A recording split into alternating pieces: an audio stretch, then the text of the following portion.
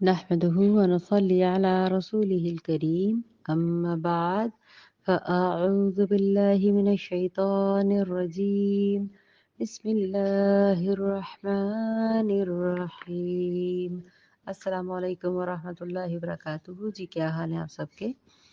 میں امید کرتی ہوں اللہ تعالیٰ سب کو ایمان اور صحت کی بہترین حالتوں میں رکھے. آمین ثم آمین. آج ہم آیت نمبر 76 کو دیکھ رہے ہیں اور بہت کلیئر بات یہاں پہ بیان کی جا رہی ہے، کیونکہ سارا تقریباً اس میں دو کانسیپٹس آئیں گے، ایک یہود کے اور دوسرا مزید آخرت پر جو یہود کا ایمان تھا اس کو بھی یہاں پہ ڈیفائن کیا جا رہا ہے.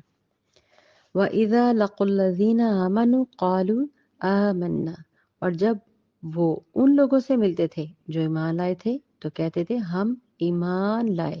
وَإِذَا، اور جب خَلَا بَعْضُهُمْ، اور جب وہ اکیلے ہوتے اِلیٰ بعض، اپنے کچھ بعض لوگوں کی طرف تنہا ہوتے، قالو کہتے، اتحدثونہم بما فتح اللہ علیکم لیحاجوکم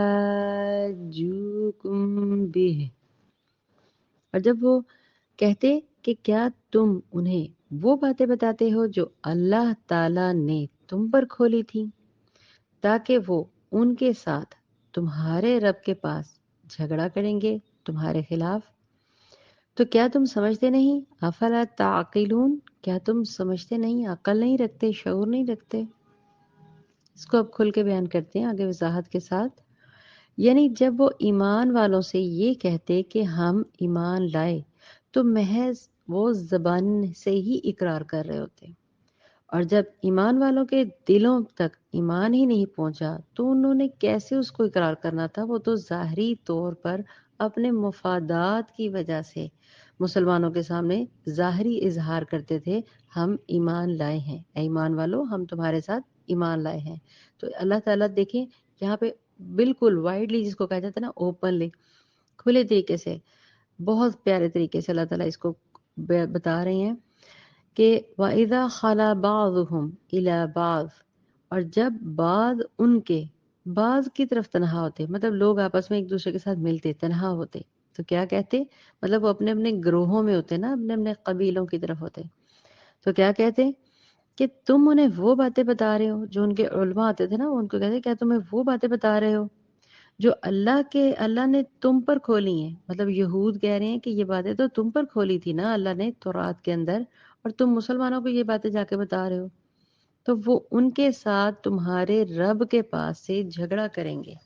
تو کیا تم عقل نہیں رکھتے؟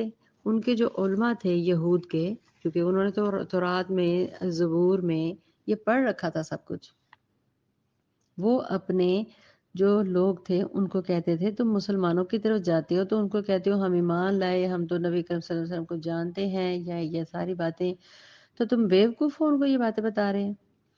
وَإِذَا خَلَا بَعْضُهُمْ إِلَى بَعْضٍ، یعنی جب وہ اکیلے میں یہودیوں سے ملتے ہیں، جب کوئی دوسرا نہیں ہوتا تو ایک دوسرے سے کہتے ہیں اتحدثونہم بما فتح اللہ علیکم، کیا تم انہیں وہ باتیں بتاتے ہو جو اللہ تعالیٰ نے تم پر کھولی ہیں. یہ یہود کے علماء اپنے جو ان کے جو آگے سے ان کے جو فالوورز ہوتے تھے ان کو کہتے تھے، جو ان کے بڑے لوگ تھے نا یہود کے جو عالم لوگ تھے، کیونکہ انہوں نے تو تورات چھپا بھی تھی پھاڑ بھی دی تھی، صفحے ہی غائب کر دیے تھے، لیکن وہ پڑھے ہوئے تو تھے نا، جانتے تو تھے. تو وہ اپنے جو نیچے اپنے جو فالوورز تھے کہ اگر ہم نے تمہیں بتا ہی دی ہیں تو تم آگے جا کے ان کو مسلمانوں کو بتا رہے ہو، کیا تم ان کے سامنے اپنے ایمان کا اظہار کرتے ہو؟ وہ رسول اکرم صلی اللہ علیہ وآلہ وسلم کی تصدیق کرتے تھے. جب اہل ایمان ان کے پاس جاتے تو کہتے وہ آپ کے رسول ہیں ہمارے نہیں، اور جب وہ آپس میں بیٹھتے تو کہتے کیا تم ان کے سامنے اپنے ایمان کا اظہار کرتے ہو؟ یہ چیز در حقیقت یہ چیز ان کے لیے تمہارے خلاف حجت بنے گی. کیسے حجت بنے گی؟ اب یہاں پہ ان کا کانسیپٹ سمجھیں. یہود کا یہ کانسیپٹ کلیئر تھا کہ ہم نے ایک دن اللہ کی طرف پلٹ کے جانا ہے. یوم کا ذکر مطلب مالک یوم الدین، جس دن اللہ مالک ہے اس دین کا، آخرت کا، یہ ان کا عقیدہ کانسیپٹ کلیئر تھا، کیونکہ وہ تورات کے تھے، یہ تو نہیں کہ وہ لادینی تھے، کافر تو نہیں تھے، مشرک نہیں تھے، ایمان والے تھے لیکن ایمان سے بھٹکے ہوئے۔ لیکن وہ کیا کرتے تھے؟ چھپاتے تھے چیزوں کو، کہ ہمیں آپ صلی اللہ علیہ وسلم کے ساتھ یہ چیزیں نہیں اوپن کرنی چاہیے، یا ان کے مسلمانوں کے ساتھ یہ بات اوپن نہیں کرنی چاہیے تھی۔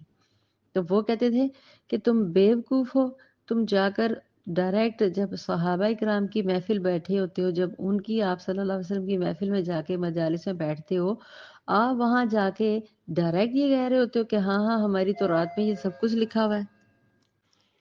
یعنی قیامت والے دن یہ جو اہل ایمان ہے، جو مسلمان ہیں، اپنے رب کے ہاں تمہارے خلاف گواہی دیں گے وہاں پہ قیامت کے روز۔ ایک دوسرے کے تم ملامت کرتے رہو گے، عربوں سے اس قسم کی باتیں کیوں کرتے ہو؟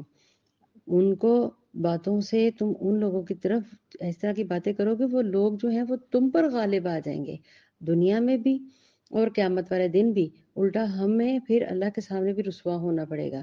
مطلب ان کا عقیدہ آخرت مضبوط تھا، اور دنیا میں بھی ان کو پتا تھا ہمارا روب، ہمارا دبدبہ سب ختم ہو جائے گا اگر لوگوں کو یہ پتا چل جائے گا کہ نبی اکرم صلی اللہ علیہ وسلم کی جو بشارتیں ہیں پچھلی کتابوں میں موجود ہیں۔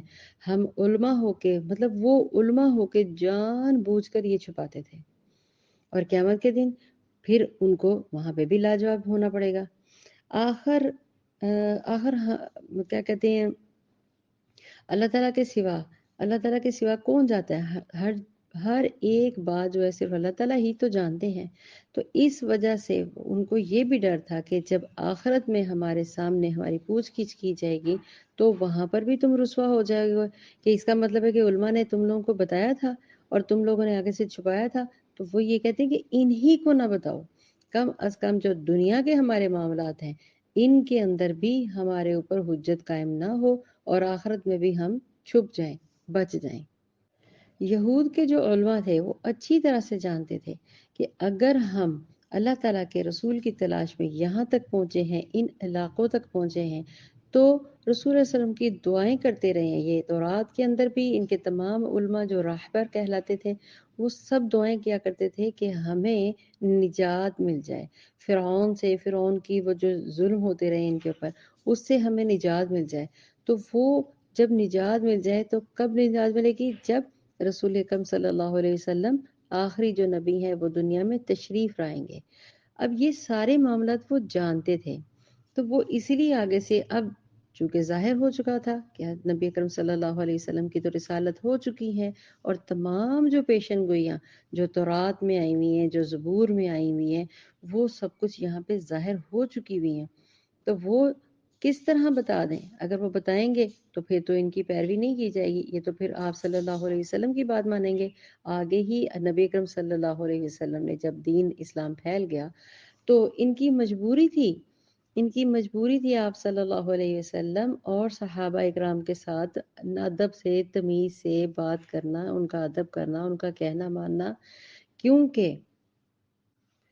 کیونکہ مدینے میں نبی اکرم صلی اللہ علیہ وآلہ وسلم کی آمد کے بعد آپ صلی اللہ علیہ وآلہ وسلم کو ریاست کا سربراہ تسلیم کر لیا گیا تھا نا۔ یہودی اس ریاست کے اندر رہتے ہوئے مسلمانوں کے ساتھ بنا کر رکھنے پر مجبور تھے۔ کیا کیا وجوہات تھی، یہ سارے ہم انشاءاللہ آگے بھی پڑھیں گے ڈیٹیل سے، کیونکہ اسی صورت میں اگر وہ بنا کر نہیں رکھیں گے تو اسی صورت میں ان کے مفادات محفوظ رہ سکتے ہیں۔ لہٰذا اسی مفاد پرستی کی وجہ سے وہ ایمان والوں کے سامنے اپنے آپ کو ایمان والا ظاہر کرنے لگے، اور یہ چاہتے تھے کہ ان کی آپس میں ایسے ہی بنی رہے۔ لیکن جیسے ہی وہ اپنے علماء کے پاس جاتے تو وہ علماء ان کو جھڑکتے اور کہتے کہ اس کا کہنا نہ مانو۔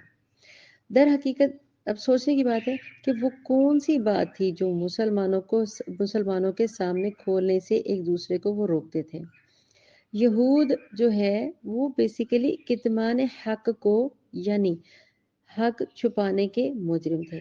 تورات میں رسول اکرم صلی اللہ علیہ وسلم کی آمد کے بارے میں جو خوشخبریاں موجود تھی ان کو وہ چھپاتے تھے۔ یہود جو تھے ان احکامات کو چھپاتے تھے جن میں نبی اکرم صلی اللہ علیہ وآلہ وسلم کا بار بار ساتھ دینے کا حکم آیا تھا، اور الٹا یہ کیا کرتے تھے؟ یہ ساتھ نہیں دیتے تھے۔ ان کی شراب نوشی، ان کے جو جوؤں کے اڈے ہیں، ان کی جو عورتوں والے معاملات ہیں، اس طرح کے سارے معاملات ان کے کھل جائیں گے۔ یہ غلاموں پر ظلم کرتے تھے۔ اب وہ کیا کرتے تھے؟ ڈھکے چھپے اپنے گھروں میں، اپنے ایریا میں تو یہ حرکتیں کر لیتے تھے، لیکن جب نبی اکرم صلی اللہ علیہ وسلم کے پاس ہوتے، ان کی محفلوں میں ہوتے، تو کہتے نہیں نہیں، ہم تو آپ کے ساتھ ہیں۔ یہ تو چاہتے تھے کہ مسلمانوں کے ساتھ ہم جنگ کریں، جبکہ تورات میں تو انہیں ہی نبی امی صلی اللہ علیہ وآلہ وسلم کی پیروی کا عہد لینے کا ان کو کہا گیا تھا کہ جب وہ نبی ظاہر ہو جائیں گے تو آپ نے ان کے ساتھ عہد لینا ہے۔ اب وہ رسول مسلمانوں سے کہتا ہے کہ میں وہی نبی ہوں جس کی خبر تورات میں ہے، تو یہود جس کا انتظار کر رہے تھے۔ اب اگر یہ باتیں تم انہیں بتاتے تو اللہ تعالیٰ نے جو تم پر کھولی ہیں تمہیں تو بتا دی ہیں، مطلب ہمیں تو رات میں تو اللہ تعالیٰ نے بتا دی ہے، تم ان کو کیوں بتا رہے ہو؟ یہ معاملات تھے جو اندر ہی اندر یہ چھپاتے رہتے تھے، اور پھر کہتے تھے پھر رب کے ہاں جب ہم اوپر جائیں گے، رب کے ہاں اس قیامت والے دن، اس آخری حساب کتاب والے دن بھی تمہاری پکڑ ہوگی، یہ وہاں پہ سب کے سامنے اللہ کے ہاں تمہارے سامنے تم ہمارے گروہوں سے لڑیں گے کہ انہوں نے ہم سے چھپایا تھا، انہوں نے ہمیں بتایا تھا، اور پھر اس طرح ہم ان کے اوپر غالب نہیں آ سکیں گے۔ یہ دنیا میں بھی ہم سے فتح حاصل کر لیں گے اور آخرت میں بھی ہمارے سامنے کامیاب ہو جائیں گے۔ تو یہ اندر ہی اندر یہ منافقت کے ساتھ نبی کریم صلی اللہ علیہ وسلم کی جو صحابہ اکرام کی مجلس سے تھی، جو آپ صلی اللہ علیہ وسلم کی مجلس سے تھی، ان میں ہاں ہاں جی جی حکم بجا لاتے ہیں، اس طرح کی باتیں کرتے ہوئے بات سنتے تھے، اور جا کے اپنے علماء کے سامنے پھر ان کی مخبری کیا کرتے تھے الٹا۔ اب پھر سے ان الفاظوں کے اوپر آپ تھوڑا سا غور کریں تو آپ کو میری بات جو میں کہنا چاہ رہی ہوں وہ کلیئر ہو جائے گی۔ وَإِذَا لَقُوا الَّذِينَ آمَنُوا قَالُوا آمَنَّا، اور ان میں سے جو کچھ لوگ ہیں جب ملتے ہیں اہل ایمان سے تو کہتے ہیں ہم ایمان لے آئے۔ وَإِذَا خَلَا بَعْضُهُمْ إِلَى بَعْضٍ، اور جب وہ خلوت میں ہوتے ہیں ایک دوسرے کے ساتھ، قالو کہتے ہیں، اتحدثوا، حدیث کہتے ہیں نا بیان کرنے کو، کوئی بھی بات بیان کرنا، قالوا اتحدثونہم بما فتح اللہ علیکم، تو کہتے ہیں کیا تم بتا رہے ہو ان کو وہ باتیں جو اللہ نے کھولی ہیں صرف تم پر۔ کلیئر ہو گیا نا کہ کس کے اوپر کھولی ہیں؟ تم پر، مطلب یہود پر کھولی ہیں تورات کے ذریعے، تو تم انہیں وہی باتیں بتا رہے ہو۔ لِيُحَاجُّوكُم بِهِ عِندَ رَبِّكُم، تاکہ وہ ان کے ذریعے تم پر حجت قائم کریں گے تمہارے رب کے پاس قیامت والے دن۔ وہ کہیں گے وہاں پہ بھی جا کے کہ یہ تو باتیں بیان کی ہوئی تھی، یہ چھپاتے رہے ہیں۔ افلا تعقلون، کیا تمہیں عقل نہیں ہے؟ تو وہ ان کو اس طرح سے تنزیہ اپنے ہی فالوورز کو کہتے ہیں کہ تمہیں عقل نہیں ہے، کیسی بات کر رہے ہو، کیوں تم ان کو بتاتے ہو یہ باتیں، تم ذرا عقل سے کام لو، یہ حقیقتیں تو تورات سے ہمیں معلوم ہیں، مسلمانوں کو مت بتاؤ۔ کیا تمہیں عقل نہیں کہ ایسا بیوقوفی کا کام کر رہے ہو؟ اللہ تعالیٰ رحم فرمائے، اللہ تعالیٰ خیر فرمائے، اللہ تعالیٰ الحمدللہ رب العالمین ہمیں مسلمان گھرانے میں پیدا کیا، شکر الحمدللہ ہمارا ایمان پختہ ہے، اور مزید اللہ تعالیٰ سے دعا ہے اللہم فقہنی فی الدین، آمین ثم آمین۔ آپ سب سے بھی یہی ریکویسٹ ہے، جب آپ کو سچ اور حق حقیقت پتہ چل جائے، کبھی بھی پھر اپنی پسند کے معاملات، اپنی پسند کے ارادے یا اپنی پسند کی باتوں پر نہ لگیں۔ اللہ تعالیٰ ہمیں اس نفس کی برائی سے بچائے۔ یہ ہمارے اندر کی شیطان ہوتے ہیں، ہمارے دماغ کی جو نفسانی خواہشات ہوتی ہیں، یہ مجبور کر دیتی ہیں کہ ہم سچ کا ساتھ کو ٹال مٹول کر دیں، تو ٹال مٹول بہت بڑا گناہ ہے۔ انشاءاللہ آگے سے قرآن پاک میں بشرط زندگی آگے آیات آئیں گی تو اس کو بھی انشاءاللہ ایکسپلین کروں گی۔ وآخر دعوانا ان الحمد للہ رب العالمین۔ السلام علیکم ورحمۃ اللہ وبرکاتہ۔ سبحانک اللہم وبحمدک اشہد ان لا الہ الا انت استغفرک واتوب الیک۔